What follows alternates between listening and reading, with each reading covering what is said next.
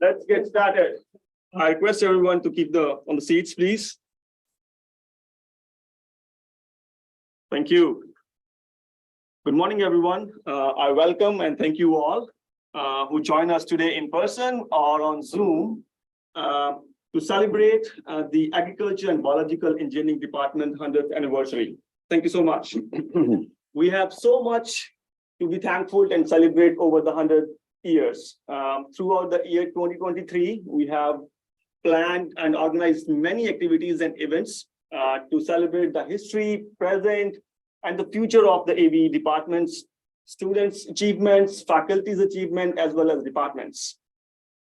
At the tables, you will find a lot of resources of the handouts of the things that we have planned.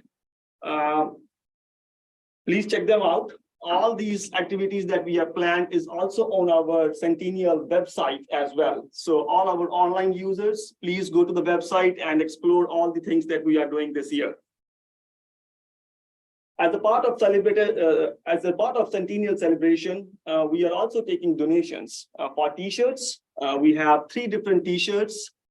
Shannon and Jessica are actually wearing one of that, and there are 2 more colors. So this helps us to remind the wonderful things our department has done over the years and continue to do. All the money that we collected from the T-shirts is going to the Student Travel Opportunity Fund. More information about Student Travel Opportunity Fund is available on the handouts, but as well as on our website as well. So I encourage all of you to please help the cause. After the seminar, student groups from different departments from UF will be having a meeting with our speakers as well as others over the lunch in a panel discussion. It's a great opportunity for students for a professional development. So please, I encourage students to join that who have registered.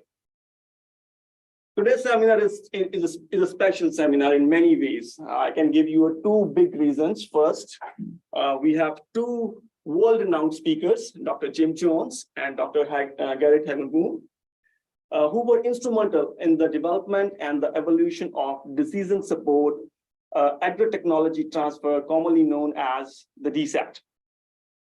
Secondly, I think it's a record. We have joined this seminar series being registered by over 800 people. That maxed out our Zoom limit, that is 500. So we are also live streaming it on the Zoom. Isn't it great? 800 people across the globe joining us today. This is a big, big feast, right? So let me introduce our speakers. Our first speaker is Dr. Jim Jones. Dr. Jones is the Emeritus Distinguished Professor in the Agriculture and Biological Engineering Department and served as a faculty since 1977. He led the development of DSSAT top modeling system along with others at UF and in other institutions. He was one of the principal developers of Agriculture and Model Intercomparison Improvement Project, which is now led by the University or Columbia University. As a co-founder of Florida Climate Institute, Dr. Jones served as the director of Florida Climate Institute until his retirement in 2011, and now served on the executive board as advisor. After his retirement, he worked at the National Science Foundation in the engineering doctorate for about 5 years and now is working part-time in the ABE department.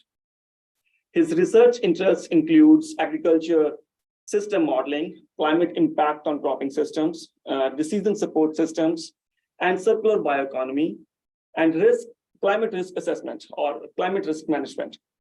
He's currently leading a national task force to develop the interdisciplinary initiative in the American Society of Agriculture and Biological Engineers to increase the convergent research and development effort to achieve more sustainable circular bioeconomy system.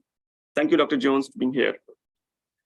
Our second speaker is Dr. Garrett Hagenboom. Dr. Garrett Hagenboom is a professor and prominent scholar of Agriculture and Biological Engineering Department at the University of Florida.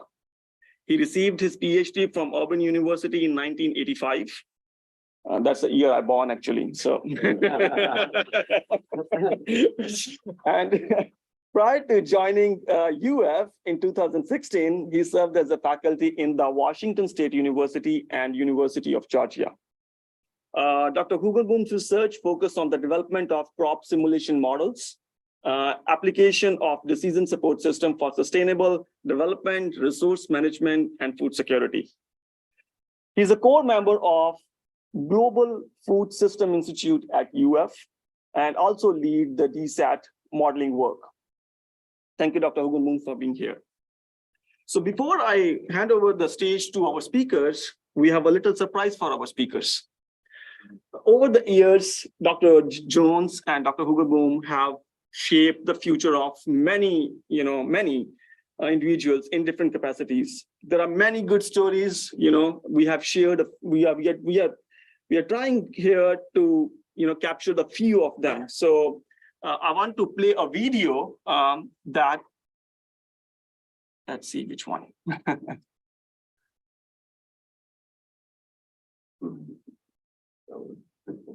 Happy 100th birthday. I'm a proud of you now. I presented my study 8 years of cancer. Part of the job is the fact that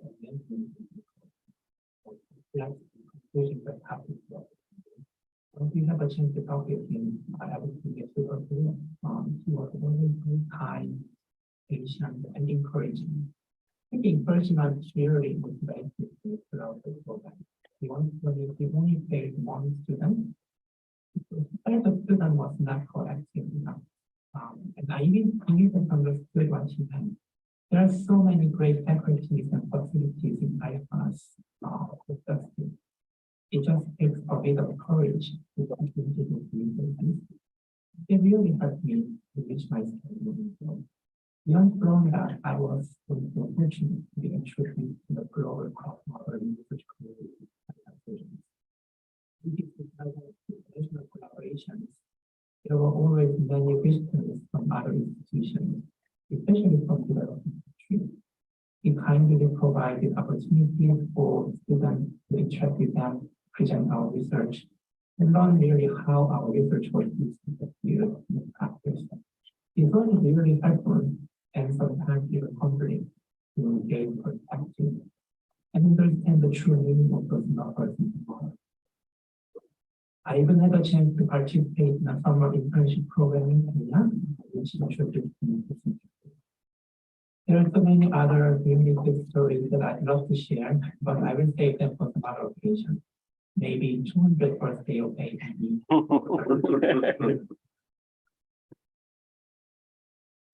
Forever grateful for Dr. Jones' teaching and mentoring of me and for everything that was. This is great. We have another video that I would like to play.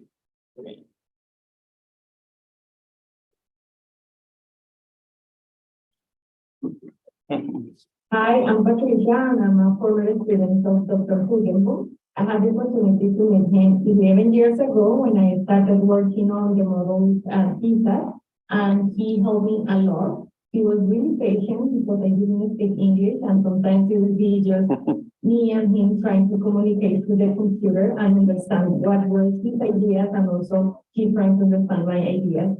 He was patient, and I have always admired how he, with everybody that is willing to learn the model, even if we don't speak English, he's bringing all new students and always try to understand them. And I was one of them.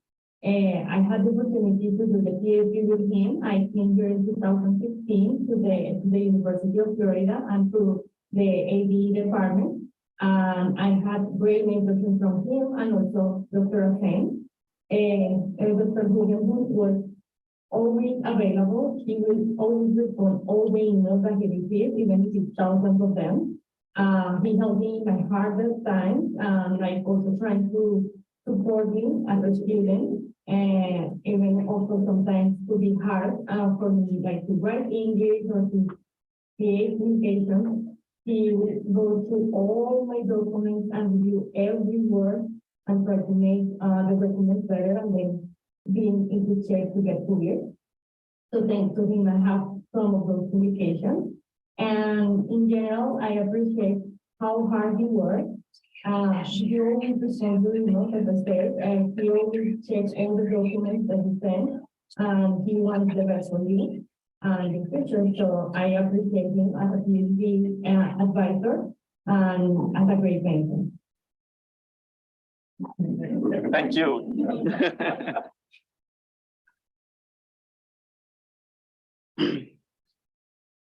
There are a few housekeeping items. We'll start with the seminar. We'll take all the Q&A at the end of the seminar. You will see in front of you the microphones. Whenever you ask questions, please click the button on the microphone and then ask so that the Zoom people can also hear the question. So please. At this time, I will invite Dr. Jim Jones to come and provide the lecture.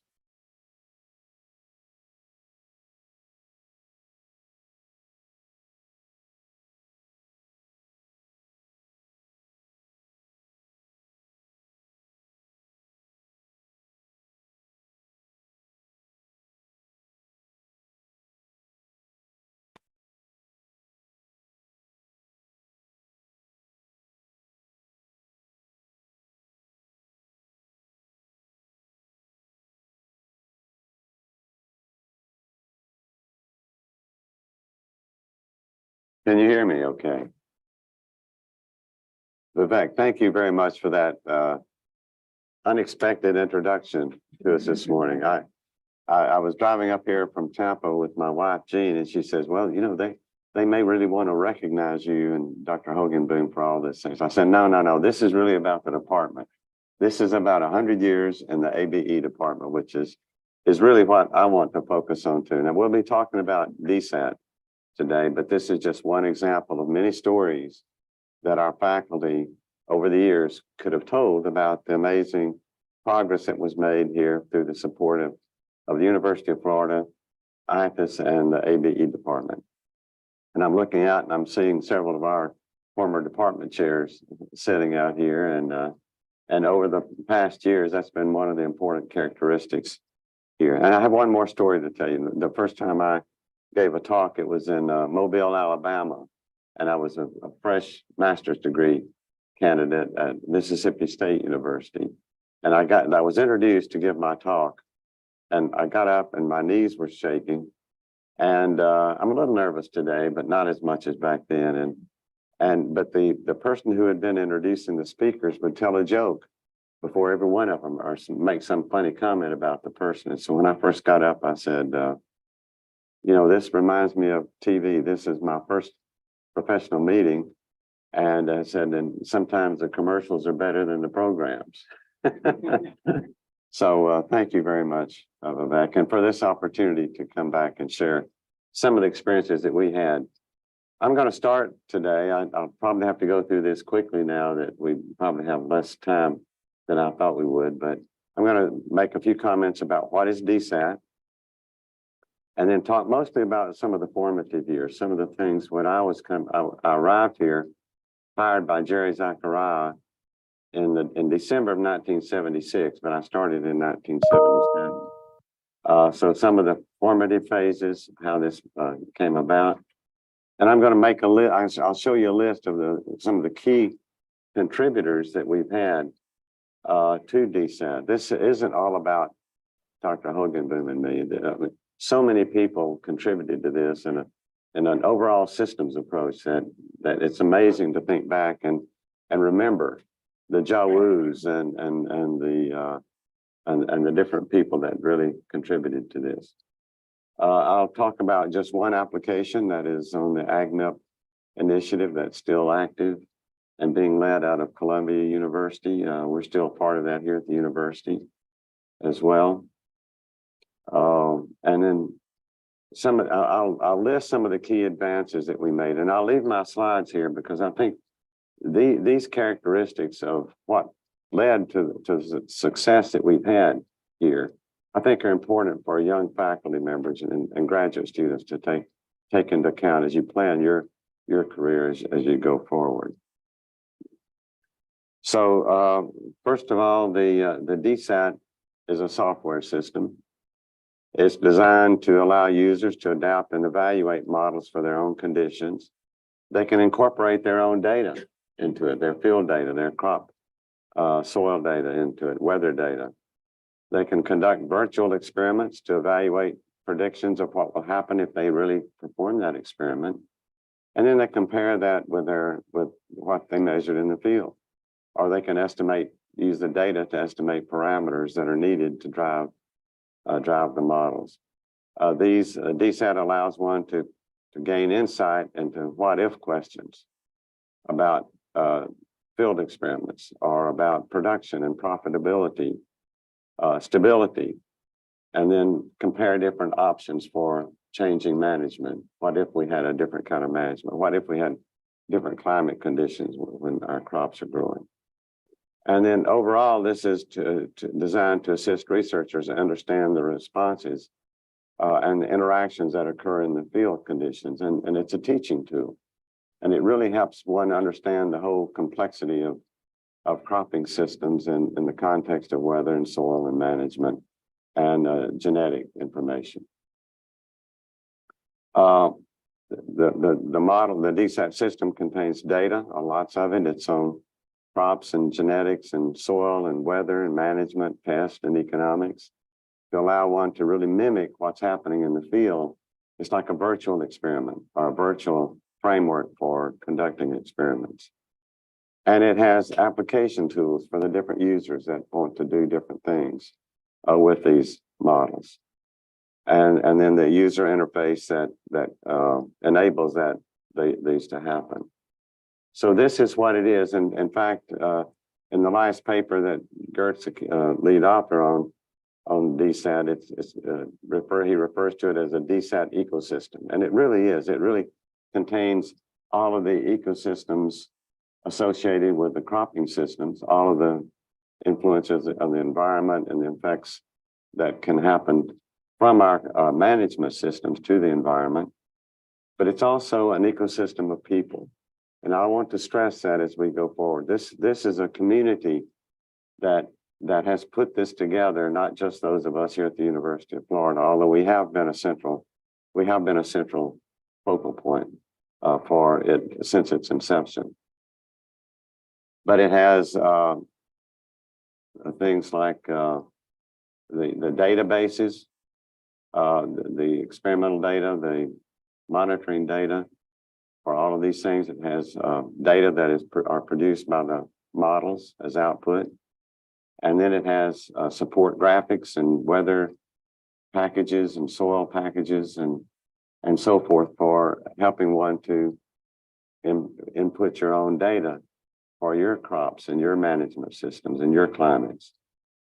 It has cropping system models and then also application tools to allow one to evaluate and test the models or to perform sensitivity analysis, perform seasonal analysis, what happens over the course of a season as these dynamic models predict the accumulation of biomass and partitioning of biomass into different components and yield.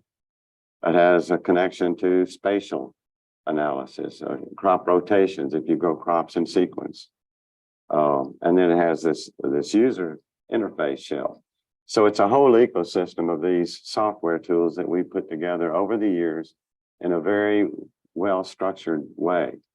And we made the choice back early that we needed to define these interfaces so that we can plug in or unplug a component and plug another one in. And that's been part of the success we've had, is to plan for the future and envision what this could be. The cropping system model that's inside DSAT is really a collection of crops. It's not just a single crop. We started out here, Ken and I did when we first started with soybean and peanut crops. We collaborated quite a bit with Joe Ritchie in Texas, who had developed maize or corn models and wheat models. And they were structured about the same, although the inputs were different. These were individual programs that they developed, two models there. We had two models here. And there were major difficulties. I went to a workshop in Venezuela in about 1983 or 84.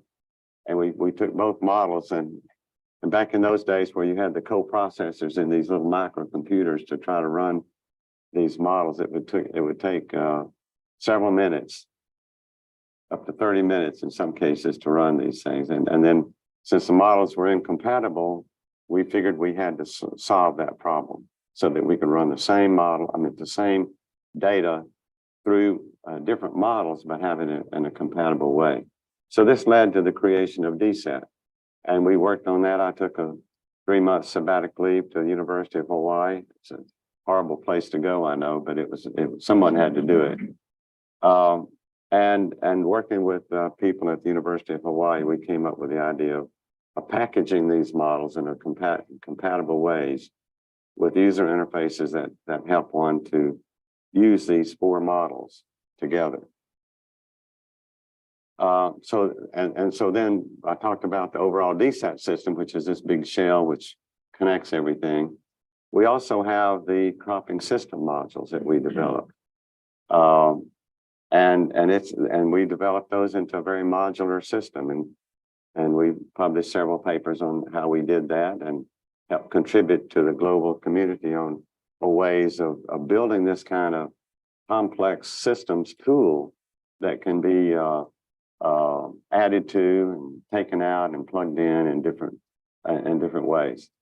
The thing that I wanted to point out here is that we have the same driver that drives all the models in a compatible way. We have a land unit of soil that can be consistent as you have crop rotations. And then we have the primary modules of weather and management and soil, plant, atmosphere, and the plant itself.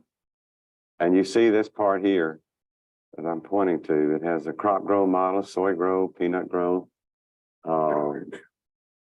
tomato, cotton, and other models now that are built into that. And all of these other ones, and we can plug other ones in. In fact, there are probably more models that are being plugged in today as Ken and Gert continue to work on these here at the university. And so it turned out to be much more complex than we had planned to start with. And I'll talk about that just briefly, because in 1976, as I said, Jerry Zachariah hired me here in a research position for developing and using crop models.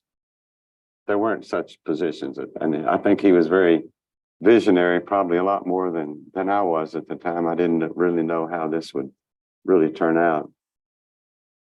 But we had early interdisciplinary support from our vice president, Jim Davidson at UF. He's a soil physicist, and he's the vice president, senior vice president.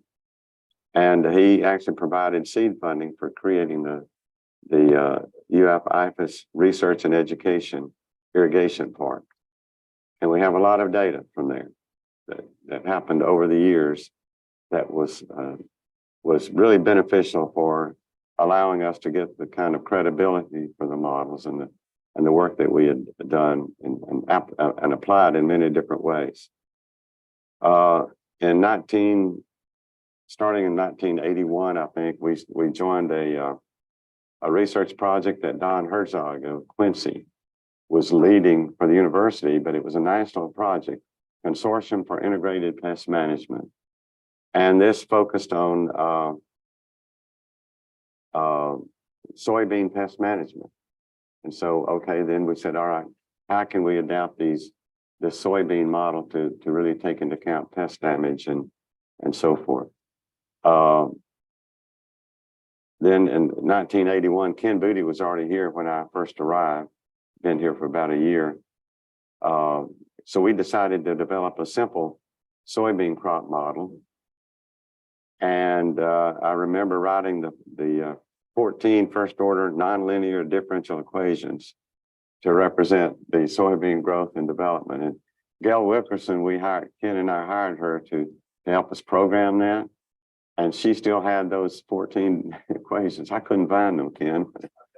Okay, send them to me because Oh, you have simple. you have simple. So you see what evolved out of that is it's a whole complex ecosystem, as Gert now calls it.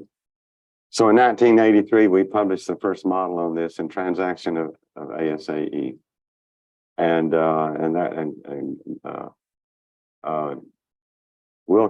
Gail Wilkerson was the first author on that paper. And then that things just started growing after that in a major way.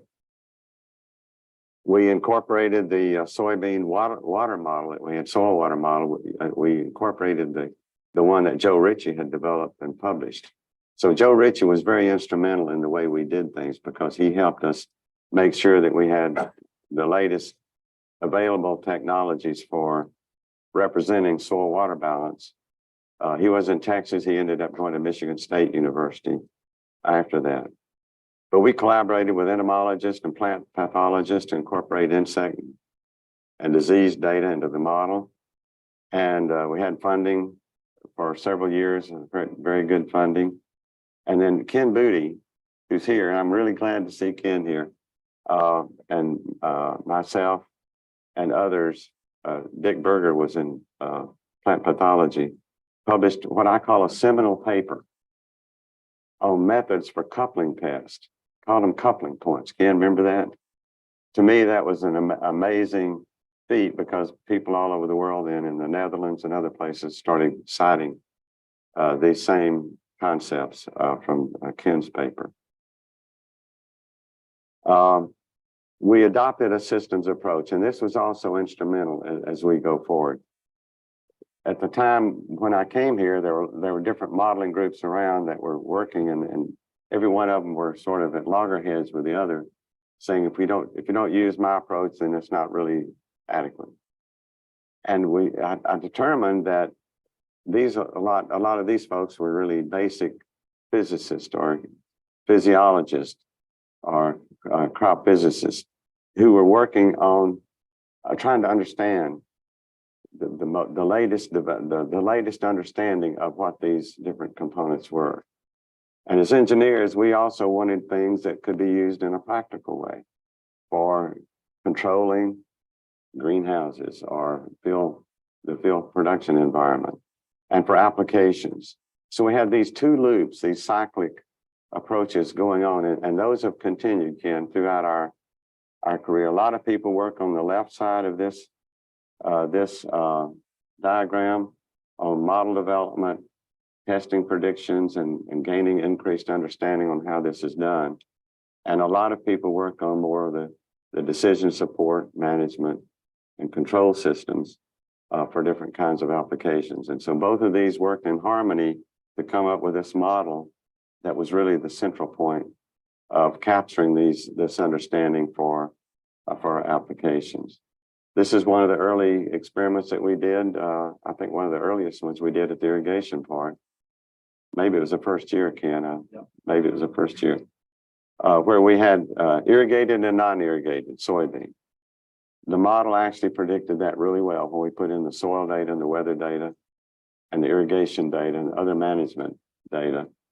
And that particular year was really strange. It rained a lot early in the year, irrigation didn't matter, and then it stopped raining. And so the irrigated plot did very well. It yielded about 3 times as much in grain yield as the other one did. And so we were really pleased to see that result and then continued on. This was under controlled experiments. These are some data we compared with some yield trial data in Georgia, where you had on the left side, you had the observed yields versus rainfall in each one of these different seasons and locations across Georgia for about, I think, 5 or 6 years. And on the right-hand side, we put that information into the crop model, and we got the same picture. It's not perfect, but we got the same picture. So it's these kind of comparisons that convinced us and then started convincing others around the world that this technology is something that's very important. I'm going to go through it. No, I'm not going to go through this in detail, but I want I want to show you some people. I mean, myself, Garrett Hoganboom, Ken Booty, raise your hand. People may not know you. Cheryl Porter. We have been the glue that has kept this going since 1977, 78.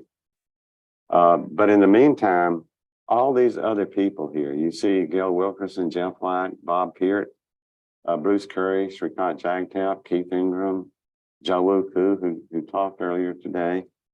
And I'm not going to go through all of these, but these are people who came, who were either faculty members or students going through the university or visited here for extended period of time to contribute to this. Some of you are still here and are still contributing in different ways. And I know I missed a lot of people here. This is already over 65 or 70 people who have played a major role in this. So it's an ecosystem of people, and we've got an ecosystem of technology captured in the DSAT.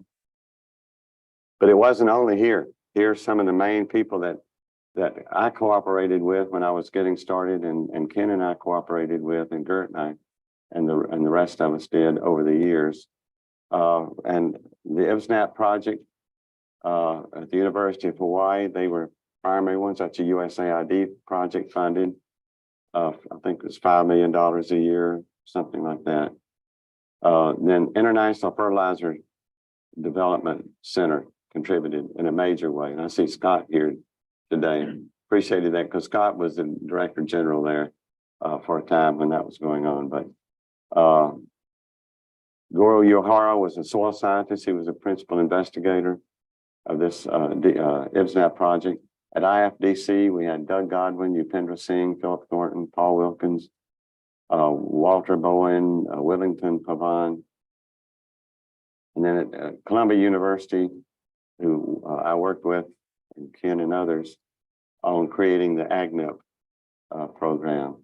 So anyway, I hope you're getting the idea now that working with other people is an enlightening experience.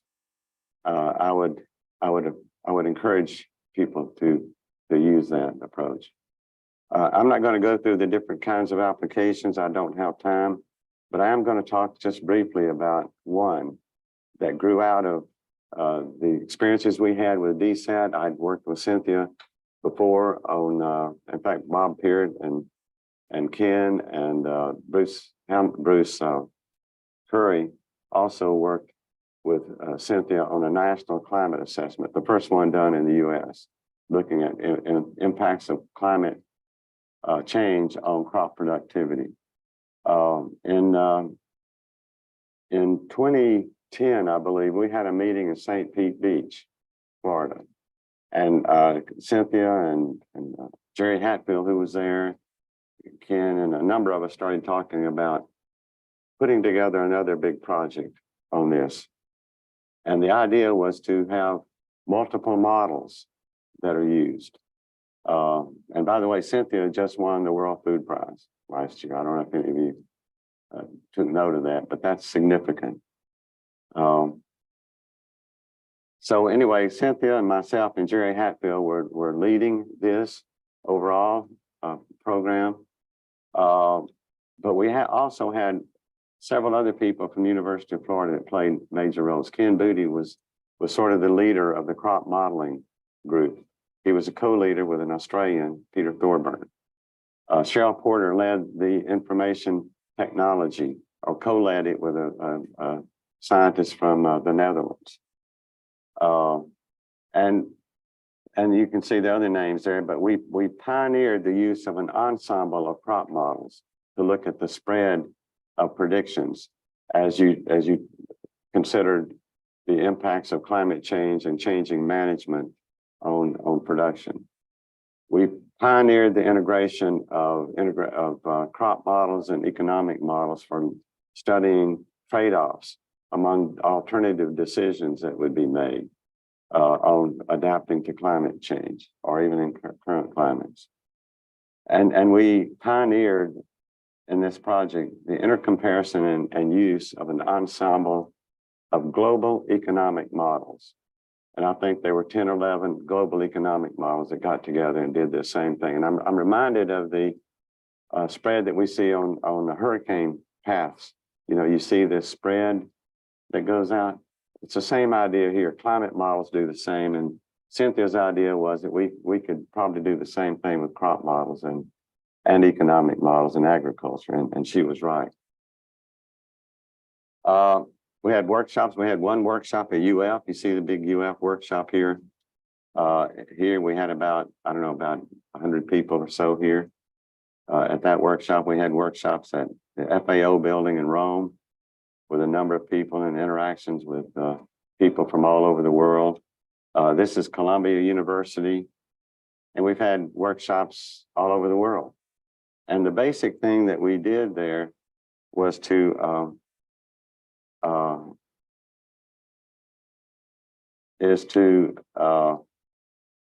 have pilot studies by regional teams. So we had pilot studies in Pakistan and India and Sri Lanka and in all these different places for doing that.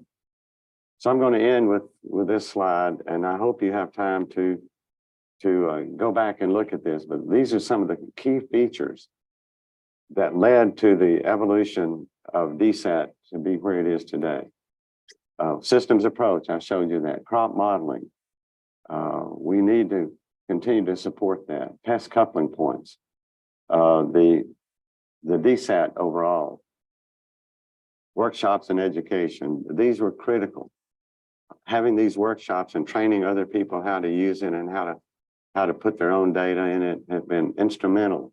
And Gertz actually led that since the first one we had here at the University of Florida in 85. Okay. He was just getting here, and we had people from the Netherlands join us, and we had that one. But anyway, it's been instrumental. Communications and visibility, extremely important. This Gert's managing a listserv now that has over 24,000 people, maybe over 25,000 now. I don't know, but it's very active. We have a website presence. We're doing things. We had strict version control. We wanted to keep models fresh and keep the DSAT system fresh and useful all through the way time. And so we had to change versions occasionally to upgrade it, increase the modularity and increase the definitions. Molecular genetics, combining the use of molecular genetics to describe variations in plant breeding effects. Data harmonization, and Cheryl led this here. I mean, she's a world leader now, honestly, on ways to harmonize the data and communicate among various crop models and climate models and climate models and economic models. So anyway, I'm going to stop there and let Gert take over. It's I'm really pleased to be here again today and look forward to further discussions that we might have later on.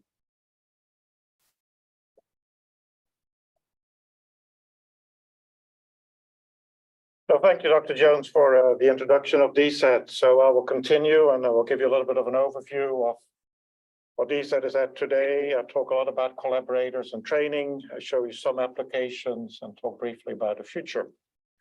Fortunately, my time is limited and I have a lot of slides, so I might go a little bit too fast for what you're used to. But going back to why I'm working on DSAT. So Dr. Jones mentioned 1985 in the first workshop.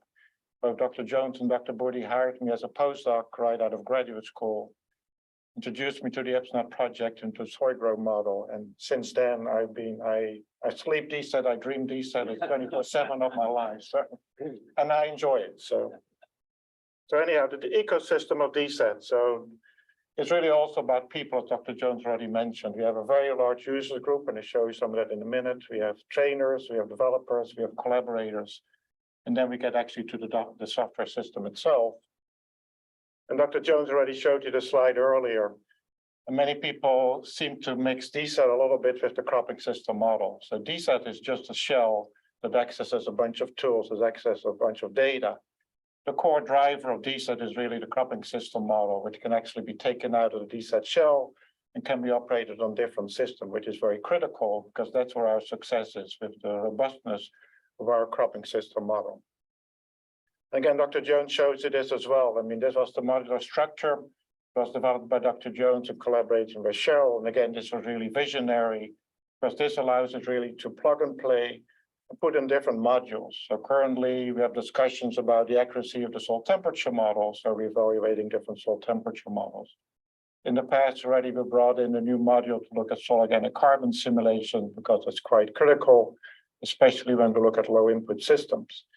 And then last but not least, it is soil plant module. And again, Dr. Jones already briefly talked about it, where we have the crop growth template, which allows us really to add new crops to the DSAT system. And especially crop grow is our favorite template, and especially Dr. Booty here is an expert in bringing new crops using crop grow templates. So we've gone from grain legumes, we've gone into turned that into cotton model and a vegetable crop. And we've had a lot of different crop systems to that. And we're still adding new crops as we speak. Again, Dr. Jones really didn't talk much about this, but again, this is the core part of the crop simulation model where we work these partial differential equations. We have daily weather data as input, we have genetics as input, we have soil inputs, crop management. That allows us to predict yield, but it's not all about yield. We're also looking at economics, especially when we're looking at smallholder farming systems. And even yesterday, I was talking to FDEX. They might not necessarily be interested in yield, but looking at the impact on the environment. So we can also look at nitrogen leaching, and we can look at resource use with respect to irrigation. So there are many different types of applications which go beyond just a pure crop yield prediction, but we can look at the range of applications of these crop models. And I pulled this up. Dr. Jones didn't show it, but again, the original models were published. You see on the right here, Gail Wilkerson's presentation Jim referred to, and on the left, the series Mace publication, which was offered by Jim Canary and Alan Jones out of Temple, Texas. In the early days, we also had user guides on paper. You see here some of the early version of peanut grow, soy grow. The first DSAT user guides, which is a very heavy document, took us a lot of work to put it together. And it's all based on the very old computer system. So many of in the room probably might have never seen a 5 1/4 inch diskette, but the original soy grow model came with 4 diskettes. Then we moved to a 3 1/2 inch diskette, moved to a CD. And also what you see in the middle, in the early days, we actually charged for the software close to $500, which is a lot of money. I still today will not want to pay $500 for a piece of software. I'm too cheap. Then we reduced the price to $195. And unfortunately, with the ending of the University of Hawaii support for the IPSNet project, we made it available as an open source. And then actually that has skyrocketed the interest in the crop models. You know, purely open source, we have what's called a 3-class BSD license, which means even for commercial applications, the model can be used, no question to ask. And we have various companies who are using our software and talking to us about it. So going back to the DSAT user community, Dr. Jones talked about the DSAT listserv. We have about 2,400 unique email addresses, but what you see here is actually the download request of DSAT since 2017 for last version 4.7 and 4.8. And as of last week, it was about 21,287 requests. And we're close to 187 countries. These are just download requests, doesn't mean people are using it, but at least there's a tremendous amount of interest. And you can see that concentrated somewhat in India, in China, but even Nepal has 151 requests. I'm quite surprised to see that. So this is part of the community that mainly drives us to move forward with improving DSAT. As part of it, we also do a lot of capacity building and training. And during the last at least 20 plus years, we now organized a workshop at the University of Georgia in Griffin, because I was a faculty member there in my former life before I came to the University of Florida, and actually quite successful in organizing the workshops there. So even post-COVID in 2021, we already had 36 participants, mainly from the United States. Last year, we had 53 participants from all across the globe. And again, the next one is scheduled for this year, and we already have a lot of requests for people who want to attend these workshops. So this is our core workshop in the United States, but in addition to that, several of us also travel across the globe to do these workshops as well. So I personally was in Thailand in January, and Dr. Shelia was here, and myself were in Turkey just 2 weeks ago prior to the earthquake, where we conducted workshops. And all these workshops are supported by local resources. So the workshop in Bangkok was supported by a grant from Asian Pacific Network on Climate Change. The one in Turkey sponsored through the US Embassy there, looking at capacity building and training. The one here on the right is ILRI, was a project funded by the Bill and Melinda Gates Foundation, and this is actually a workshop geared towards what we call train the trainer. So many of these workshops are just one-off workshops. People come, we train them, but if they don't use DSAT, they really lose their interest and the knowledge of the software itself after 6 months. So some of these approaches where we try to bring the same people back after 6 months or 12 months seem to be quite productive. So that's what the ILRI workshop was for in 2022, where we conducted 2 workshops. But also talking about train the trainers, and I'm not sure if Cambudi has seen this yet. We just got an email last week from a former participant at the University of Georgia workshop last year, who took our training material and turned it into a local language from the Czech Republic and made it available to our graduate students and undergraduate students. So if you go through this book, it's freely available, has a lot of material from the workshop he used, but also in the local language. Truly, this is a great teaching tool in addition to being a research tool. And I handle all the requests, and sometimes I get 20 requests at night and say, okay, I have to use DSAT for a particular class. So we see across the globe, people using DSAT quite extensively. And the other community, as Dr. Jones already talked about, is also the developers. It's not about Jim Jones, Cambudi, Shell Porter, myself, and Dr. Shelia. It's a much larger group that allows us to advance the DSAT system. So we hosted a DSAT development sprint just a couple of weeks ago here at the University of Florida. Isaiah Kaseka at University California Davis hosted one last year. He's won a graduate here as well. So since COVID, now this is a hybrid format of a hackathon. So people long distance based in Thailand, Germany, Spain, Mexico participate. If they can come to the hackathon itself. And then we also have a lot of local participants. So hopefully the next one will be scheduled at International Fertilizer Development again in July. And people are online and want to participate in development. They're welcome to either come through Zoom or come in person. The other part is Dr. Jones briefly talked about communication. We organize at the ASA meetings what is called an open forum. And we just had one, the 25th one last year, where people who attend these meetings come and just talk about models in general, but emphasis also, of course, on DSAT. And last year I asked the group, do you want to do this again in this coming year? And they said yes. So, because it is at night after dinner, so it's not very convenient. A little bit about data. From the beginning, Dr. Jones showed a very nice slide of the experiments conducted by Cambudi to show how well sorghum operates. Compared to other crop modelers, we always think it's important to calibrate and evaluate the models first with local data before we actually run any type of application. And the challenge really is a minimum data set. In fact, I just came out of a meeting with the deans right before this meeting where we also had a discussion about minimum data. But as the modelers in the room know, I mean, models require input data. They won't have reasonable results when we run the models, but at the same time, it's a challenge for the people who actually conduct the experiments to be able to obtain the data. So again, we have been trying to define that minimum data set for a very long time. Our peer modelers are not very accepting of these types of approaches, but we feel at least within the DSAT community has worked well.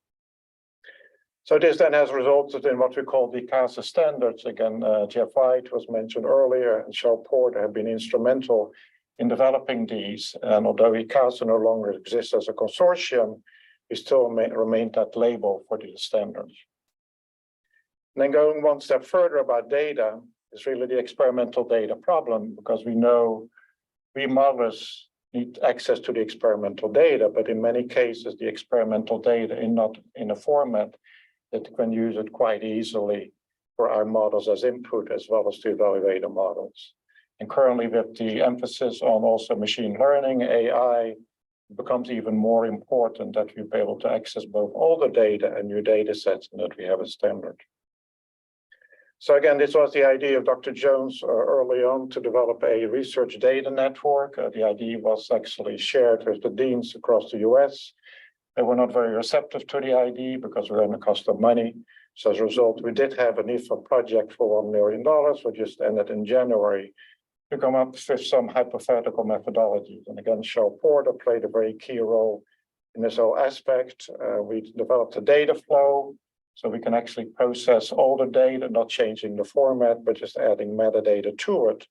And some of these examples are now shown actually on Ag Data Commons, which is the National Ag Library, where we have examples from a very large NIFA project from the Midwest. We have some variety trials from Georgia posted there in the format with respect to what can be done. Unfortunately, the project ended, as many projects end, and there will be no continuation. As part of that research collaboration, we worked again with ACMIP, we worked with the CG centers, we also worked very closely again with IFDC, which was mentioned earlier.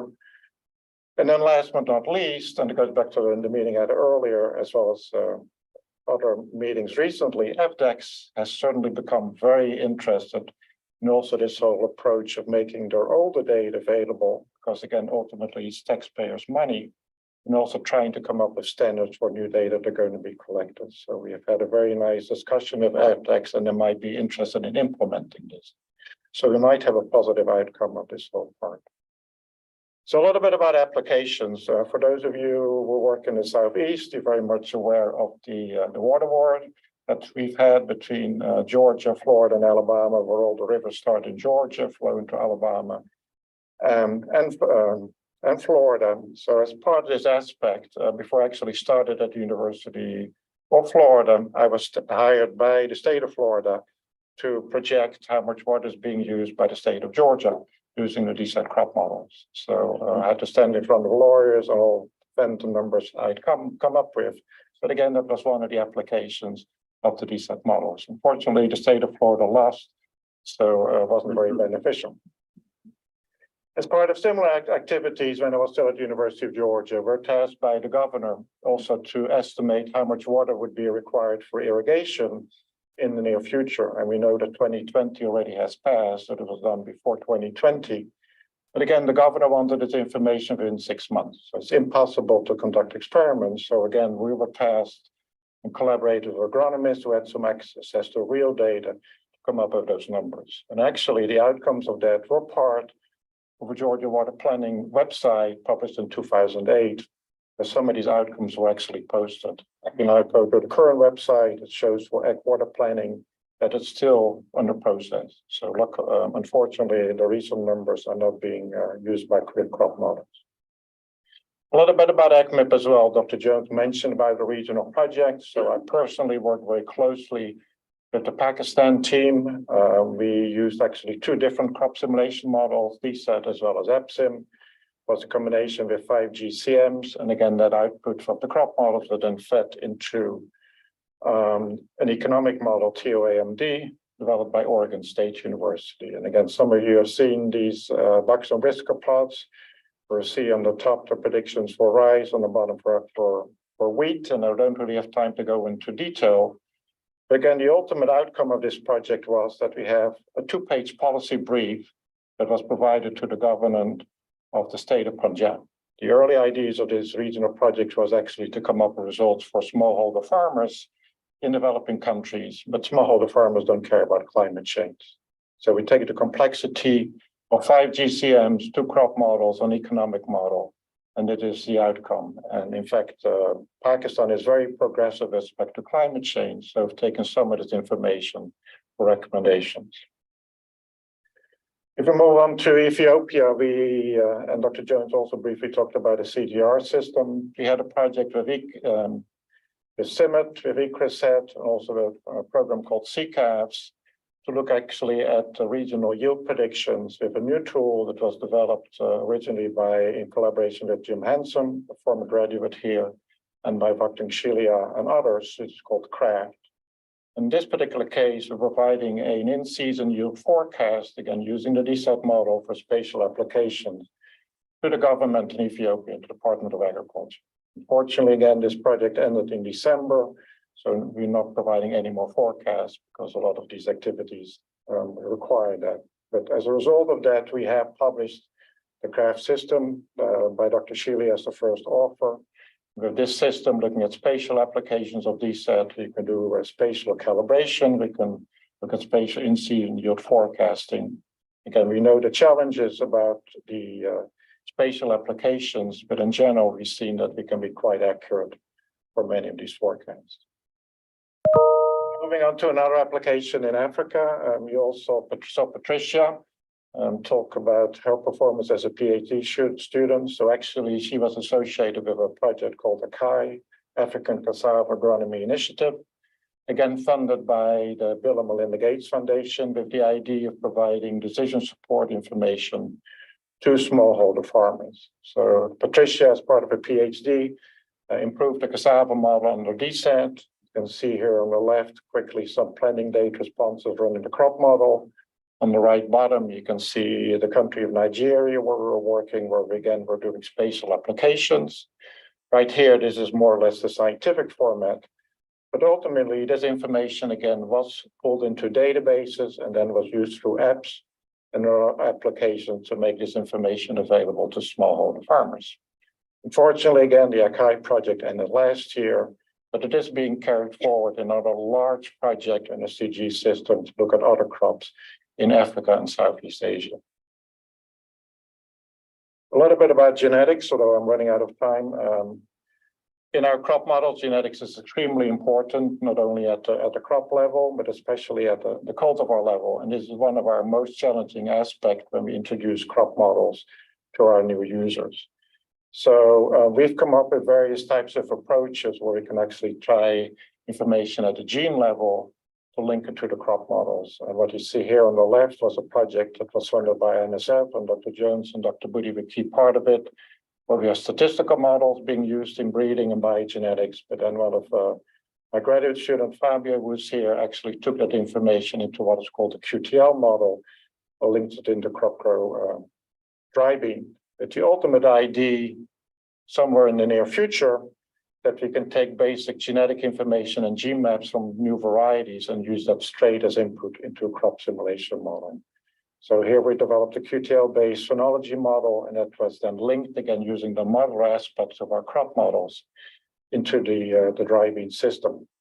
If you look at the bottom graphs, the number C is actually the prediction by the C. Our gene-based model look at the number of days to flowering, while the original model on the right, we have about a similar accuracy, but the only difference is that the original model requires calibration for over 100 individual cultivars. It's a lot of work. While on the one on the left, you use purely QTL information. It makes it relatively easy. But again, this is still quite a challenge because of the lack of information, especially at this level. A couple of other slides of new models. Again, Dr. Booty was instrumental in taking the crop grow model and actually creating a perennial forage model.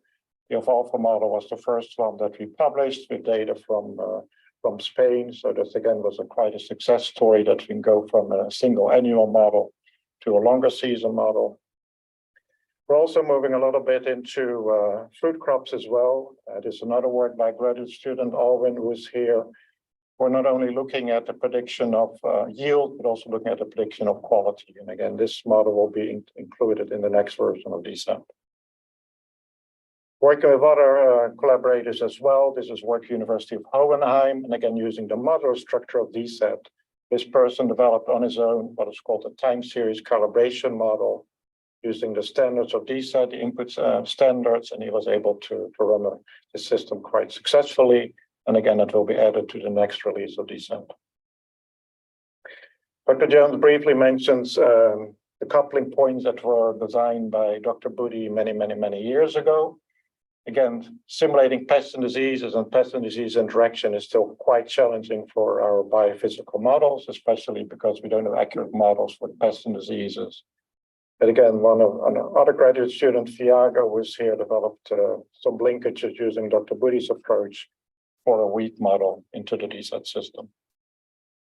So I'm getting towards the end of my presentation. It looked like we might have to leave soon. But talking about DSAT advancement, you've seen some of the groups are involved. I mean, we're really interested in, first of all, improving model performance. We'd like to add also functionality to our DSAT crop model as well, because we know that they're far from complete. We're looking at portability. We know a lot of people use Macs and Linux systems, so we want to be able to move DSAT, the shell, to other operating systems. On a regular basis, we get requests for adding new crops. So that's what we're looking at: new crop modules, new capabilities, new tools, etc. So with respect to the future, as I said, new crops, we continuously adding new crops. So Dr. Budi had a visitor from Brazil, who's interested in cactus. So he tried to use the crop growth template, our original grain legume model, and simulate cactus. And I think he was quite successful doing that. We just got a grant from USDA ARS to add a pea model to DSAT. So Alwyn was here is trying to develop a hemp model in DSAT. So if we have resources and people, then we can add new crops to the DSAT system. Also adding new crop modules, collaboration with University of Sao Paulo, Pires Caba. We added recently a new sugarcane module to DSAT called Samuka. Looking at new processes, looking at greenhouse gas emissions, again, trying to improve pest and disease coupling. And going back to Patricia, who was on the first video, he's currently working at the University of Kentucky to really break our barrier of being able to simulate intercropping, which is quite a challenge. So DSAT future, I think there is, it's especially because it is a free software. We're looking at other ways. Open source has helped us a lot, looking at new tools and new platforms. But I think the bottom 4 points is really the key part. I wouldn't be standing here in front of you if I didn't see the interest by the DSAT community in using DSAT, the interest I see in the download requests I get on a daily basis, the interest I see in the workshops we organize. But having said that, resources are very critical. I mean, we need money to pay people, we need money to collect data, so that's quite a challenge. But having said that, we have wide participation of volunteers across the globe willing to contribute to DSAT. But again, funding challenges remain. Most of the funding agencies are not willing to improve crop models, hydrological models. They're only interested in applications. So we need to convince our funding agencies that it's not all about the application, but also improving the science underneath these crop models. So Dr. Budi had Dr. Jones had a slide about the whole list of participants in the development. I here want to recognize at least the people who participated in our DSAT development sprint during the last couple of years, and I probably also missed quite a few as well. I know. So apologies for people on Zoom, and your name is not listed. So again, to summarize, DSAT is really a crop modeling ecosystem with respect to the models we have. I can't even keep track of the number of crops we have. We have the tools and the applications, we have the data, we have the data standards, but ultimately DSAT is really about the people. It's about the model users, it's about the people we've trained who become the trainers. It's about the developers, and especially it's about the collaborators, our visitors who've come to University of Florida or with whom we're collaborating long distance. So it's really exciting to be part of this whole crop modeling ecosystem. Thank you.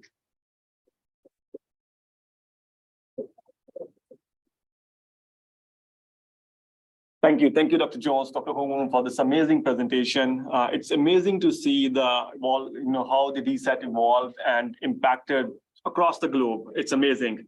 Unfortunately, we do not have time for the questions because students are waiting outside for the class. So we have received the questions from the Zoom. I will appreciate if you have the questions, please email directly to the speakers or to us. We'll put all the questions on our webpage as well, so that we can look at the questions and our speakers can address that as well. So thank you so much for your time. I really appreciate that. Thank you.